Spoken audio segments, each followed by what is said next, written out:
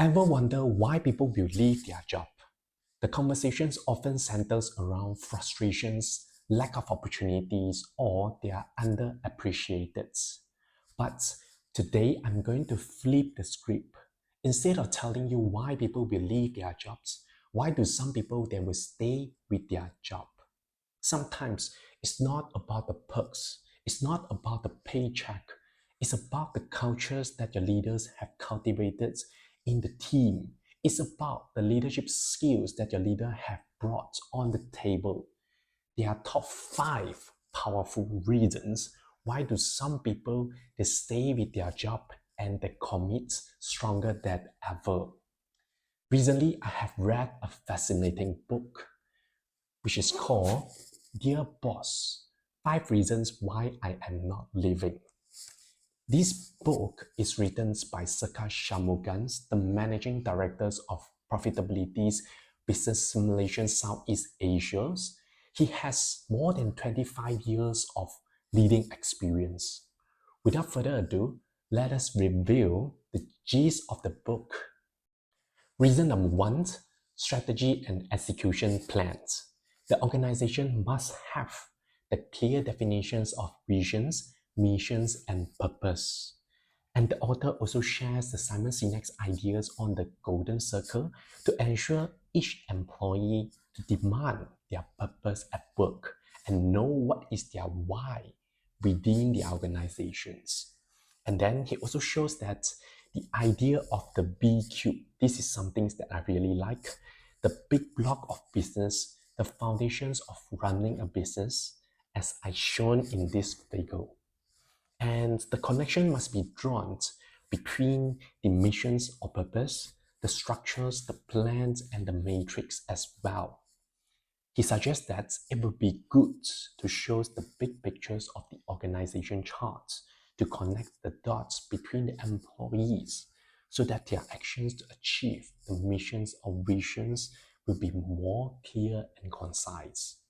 The authors also share some of the knowledge on finance. For example, how do we interpret and understand P&L, the cash flow, the balance sheets, the cost centers, and etc. and etc. It's pretty critical for us, for each of the employee to understand the business performance of the company by interpreting our P&L statements. Reason number 2, assigning challenging tasks. He explained that most of the organizations, we have 2 types of trainings. The first type of training is to improve employee skills.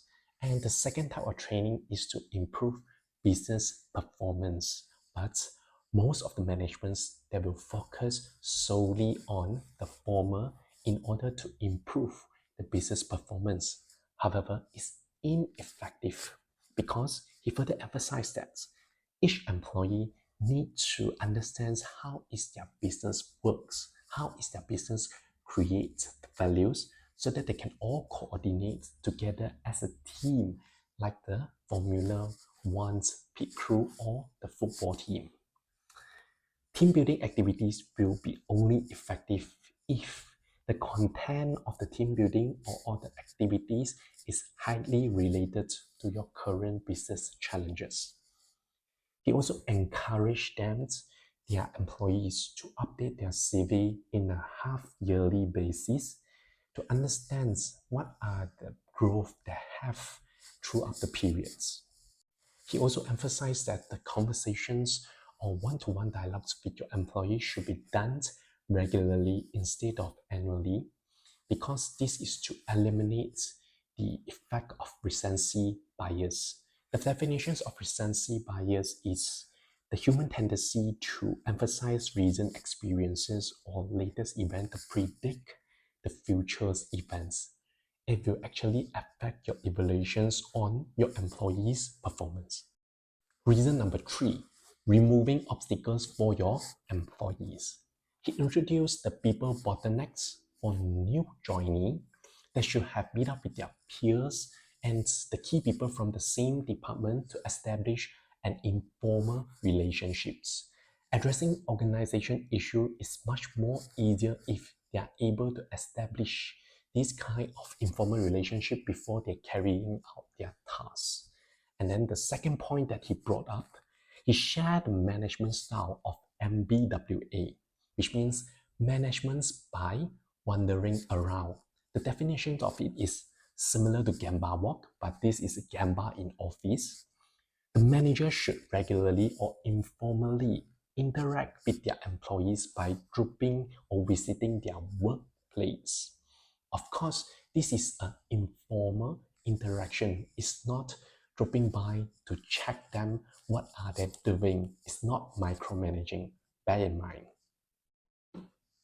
Reason number 4, showing appreciations for your employees. Never ever underestimate the power of pats on the back, especially for your top performers. In any congratulatory message, you should emphasize why are they being recognized and allow your employees to aware the power of small wins. He also shared the importance of empathy. A lot of leaders, they don't really understand the meaning of empathy. They just think that I have to put myself into your shoes. I have to share your feelings and that's it. That's not the true meanings of empathy.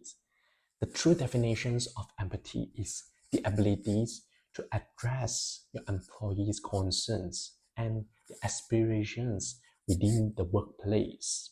What is meant by aspirations is their hope, is their ambitions to achieve their goal. We really have to understand the genuine meaning of the term, of the words, before we execute it. Next, he also mentions we do not tolerate a poor performer.